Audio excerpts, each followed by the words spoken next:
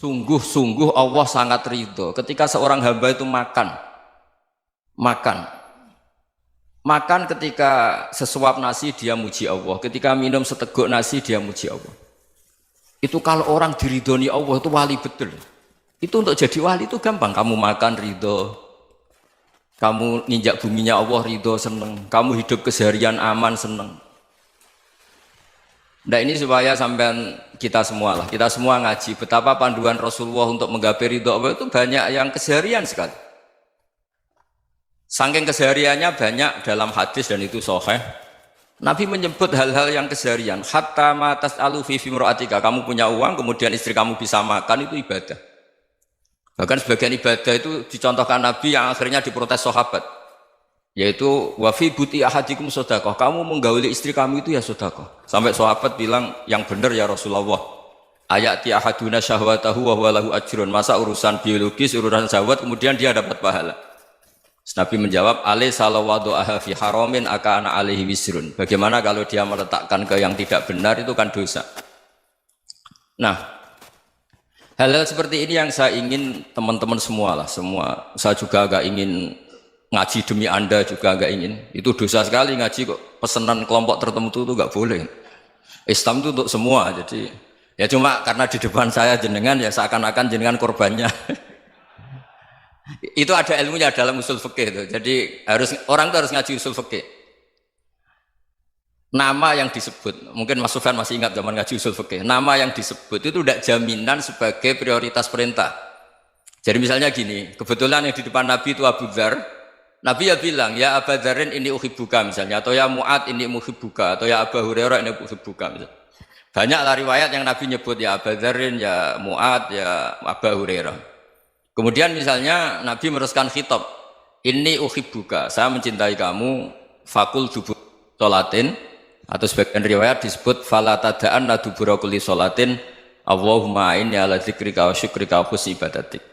Saya mencintai kamu, siapa saja. Mu'ad bisa, Abu Dzar bisa siapa? Saya mencintai kamu, mohon kalau habis sholat kamu jangan lupa wiridan Allahumma a'inni ala dzikrika wa syukrika wa husni ibadatik. Ya Allah, tolong kami permudah supaya mudah ingat engkau. Anda tidak bisa mentang-mentang, wong nama saya Parmin, nama saya Purnomo, itu yang diperintahkan Mu'ad misalnya. Jadi yang disebut satu, tapi khitab itu untuk siapa saja. Saya teruskan ya. Jadi saya mohon semua kita melakukan kebaikan itu kalau dalam kaidah fikih disebut al yakin la yuzalu bisyak. Banyak kebaikan yang kebenarannya itu 100%. Tidak punya efek samping ke pihak lain, ke kelompok lain, ke komunitas lain.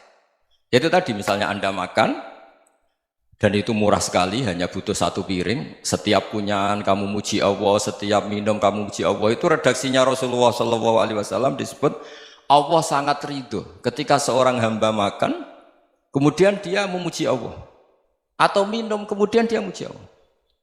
Logikanya gampang. Negara seperti ini yang kamu harapkan bentuknya kayak apa, mertua, ipar, komunitas, tetangga, itu nyata terjadi itu kan belum pasti.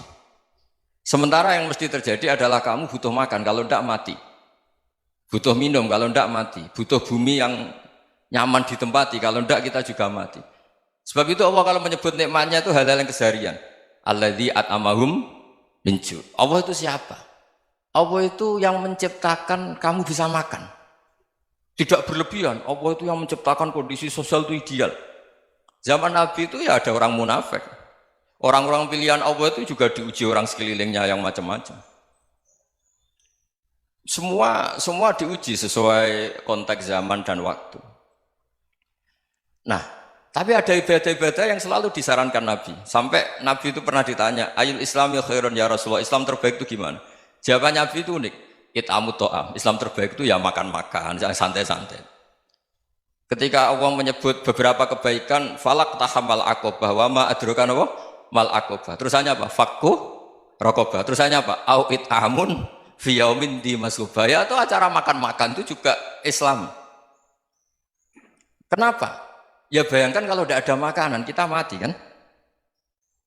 Kondisi sosial tidak ideal itu Anda masih gak apa-apa. Tapi kalau Anda tidak makan, Anda tidak minum, Kamu punya istri cerewet masih bisa hidup, punya mertua cerewet masih bisa hidup. Tapi kalau tidak makan bisa mati.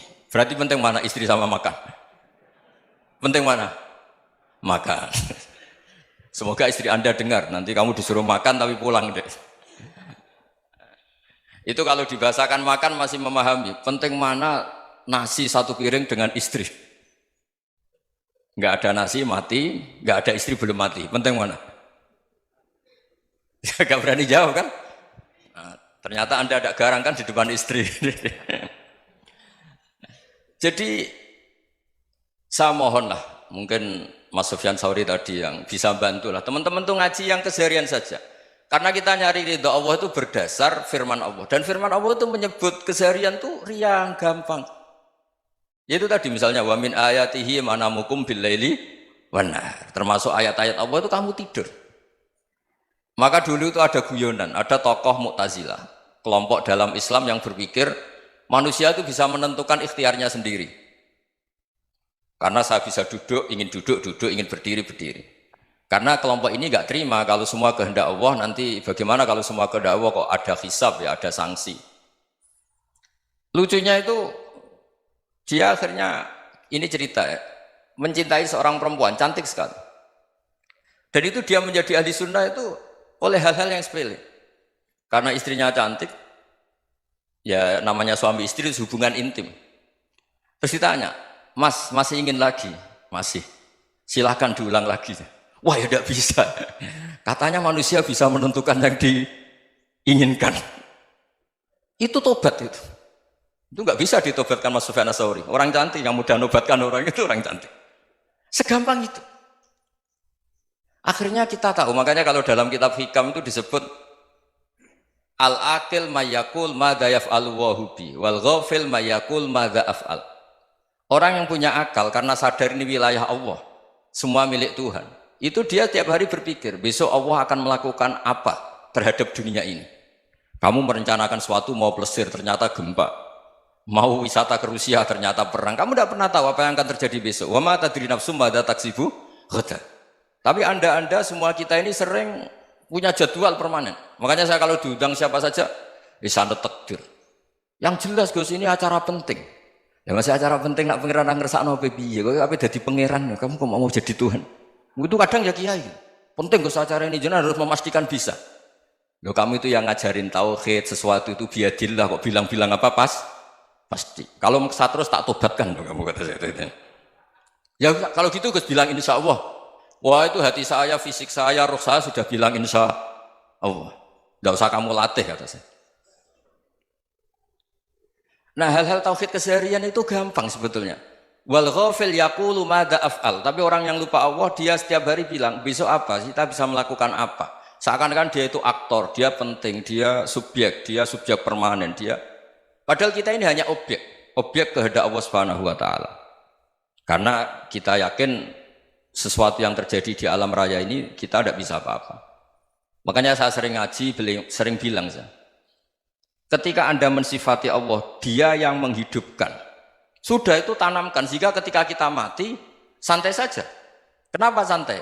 Allah punya cara menghidupkan kita. Zaman kita hidup juga gak tahu caranya ngelola jantung, ngelola paru-paru. Kamu juga gak tahu ngelola oksigen yang tidak beracun, tidak mengandung polusi. Tahu-tahu hidup.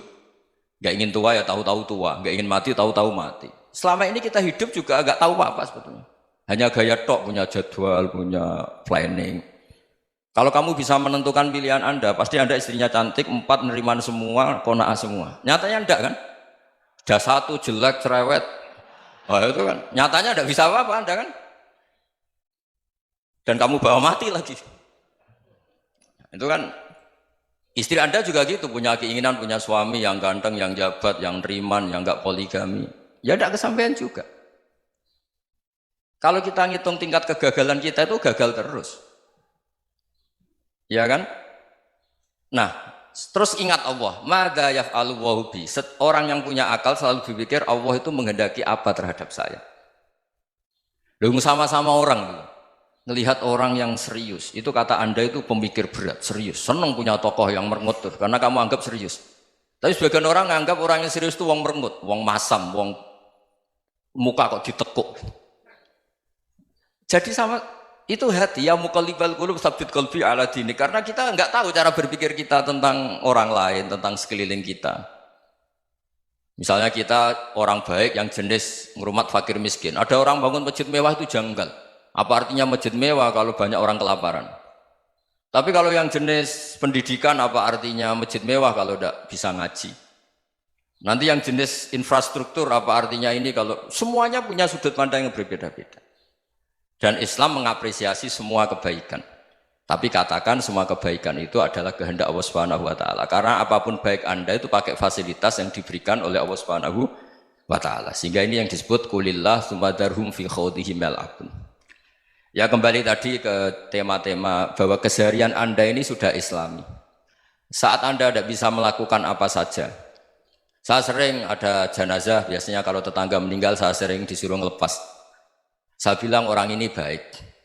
Karena sering ngelamun di rumah, sering nganggur di rumah. Ditanya sama anaknya, kenapa Gus nganggur baik? Ya kalau dia nganggur artinya juga agak berbuat sesuatu yang maksiat kan? Ya kan? Orang nganggur di rumahnya ya tidak bunuh orang, tidak maling, tidak korupsi, ya namanya nganggur di rumah. Lah cuma istri cara pandang nganggur gak menghasilkan uang itu. Tapi juga gak menghasilkan kriminal kan? Jadi sebenarnya Islam itu cara, makanya kalau sampai ngaji usul fikih itu ada kitab usul fikih, namanya Lubul Usul, itu terkenal sekali di pesantren itu. Itu kalau ngapresiasi keseharian itu luar biasa. Izma min mubahin illa wa yatahaqqaqu bihi tarku haramimma. Karena keseharian yang mubah saat Anda lakukan itu ada kehebatan yang luar biasa, yaitu meninggalkan haram. Makanya dulu banyak orang-orang alim ketemu temannya itu guyon sampai semalaman. Itu biasanya yang semangat Islam itu kiai kok tidak tahajud, kiai kok tidak witir. Orang yang sedang mapan uangnya banyak, malam itu tidak kelayaban itu sudah luar biasa. Melawan nafsu supaya tidak maksiat itu sudah luar biasa. Supaya lupa guyon sama temannya semalaman sampai subuh. Gejlok-gejlokan ngenang zaman miskin, zaman kuliah nggak jelas, zaman apa. Melihatnya jangan takut tahajud. Seperti ini meninggalkan tahajud, tapi meninggalkannya ini talkul muharramat. Jadi kayak apa hebatnya? Sehingga Imam Ghazali punya riwayat yang agak unik. Hatta takuna ibadatu akhiri hadil ummah iku an-naum. Sehingga suatu saat ibadah terbaik umat ini itu tidur. Itu kan riwayat kontroversi. Ketika Imam Ghazali tanya, kenapa iya?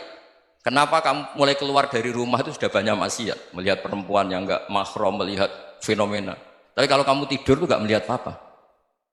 Tapi juga kamu jangan nganggap tidur itu ibadah betul. Saatnya melakukan fardhu ain malah masih tidur. Tapi itu sudut pandang yang menjadikan kita Islam itu gampang. Jadi saat Anda tidak bisa aktivitas apa-apa, misalnya ada beberapa orang yang lumpuh. Lumpuh itu memang nggak bisa Jumatan, nggak bisa ibadah, tapi dia juga nggak bisa maksiat. Tidur itu memang Anda saat itu tidak bisa tahajud, tidak bisa witir, tapi saat itu ada zina, ada maling, tidak gosipkan orang, tidak bully orang, tidak menanamkan kebencian, tidak hasud. Sehingga tidur menurut Allah Ta'ala ya wa min ayatihi manamukum billaili apa? Wanahar. Karena di tidur itu selain ada unsur istirahat, jaga kestamina, juga ada unsur meninggalkan beberapa keburukan. Nah saya mohon ibadah yang keseharian ini kita jaga. Supaya kita semua baca ayat itu fasih. Fasih itu tertanam di hati. Allah itu siapa? Alladzi at'amahum min ju'i wa amanahum min khauf. Dan Allah kalau cerita di Quran itu anna subabnal ma'a subba thumma syaqaqnal ardhan wa syaqqa fa'ambatna fiha habba wa inaba wa qadba wa zaituna wa nakhla wa hadaika hulba. Kamu tahu saya ini siapa, kata Allah. Saya ini adalah Tuhan yang menurunkan air, kemudian ada tanaman banyak. Habba wa inaba wa qadba, ada zaitun, ada tin, kalau orang Jawa mungkin ada tela, ada padi, ada mangga, ada pisang. Sudah. Wa inaba wa zaituna wa nakhla wa hadaika hulba. Ada perkebunan yang lebat. Tujuannya apa? Mata Allahkum, silahkan kamu pakai, kamu nikmati. Tapi karena kadang kita ini punya ide-ide besar. Tadi untuk syukur saja nunggu punya istri riman, rumah baik, tetangga baik, komunitas baik, semuanya baik baru syukur. Lama-lama nanti ada di surga, syukurnya nunggu surga paling kelas A. Itu sudah ada yang menghuni Rasulullah, kamu nggak boleh di situ. Masa untuk syukur saja? Repotnya Masya Allah. Jadi mohonlah Quran yang kalau Anda hafalkan juz sama itu kan ada ayat-ayat yang kayak tadi. Ya, fal yang dzuril insanu ila ta'ami. Coba lihat. Apa yang kamu makan ya? Dari mana? Dan untuk mempertahankan hidup kamu keseharian. Jadi jangan kira ibadah itu harus membentuk komunitas yang versi Anda. Ibadah itu harus yang hal yang mulu-mulu. Kesehariannya Anda alami. Loh ini saya tidak bikin-bikin. Saya ngaji bukan karena berdasar pesanan. Itu ayat yang saya baca kan betul ada ayatnya kan. Fal yang dzuril insanu ila tu'ami anna sobabnal ma'a sobba thumma syaqqaqnal ardo syaqqa fa ambasna fiha habba wa inaba wa qadba wa zaituna wa nakhla wa hadaiqa ghulba. Terusannya apa? Mata'al lakum, silakan kamu nikmati. Mata itu silakan kamu nikmati. Ya kayak sampean dikasih hidangan ya makan. Ya sudah makan, habis makan ya minum, habis itu ngantuk ya tidur. Ya sudah normal-normal saja. Kayak apa indahnya Islam? Tapi Anda mencari Islam yang gimana lagi? Nah itu yang diajarkan guru-guru kita, diajarkan sanad kita sampai Wali Songo, sampai Rasulullah SAW. Bahwa pada akhirnya ada jihad, ada perang. Itu dulu memang perang, bukan membunuh, beda. Dulu kita dijajah Belanda ya perang, dan itu normal karena kita dijajah. Jadi ketika orang lain ingin baik sama kita, wa in ahadum minal musyrikin astajaroka ya fajirhu hatta yasma'a kalam Allah. Kalau mereka ingin baik ya kita baik. Makanya ada istilah mustakman, mu'ahad. Kalau mereka ingin damai, berdampingan dengan kemajmukan ya itu yang lebih baik. Karena memang Islam menghormati proses perdamaian. Wa in janahu lis-salmi ya fajnah lah. Kalau ingin damai ya kita harus damai.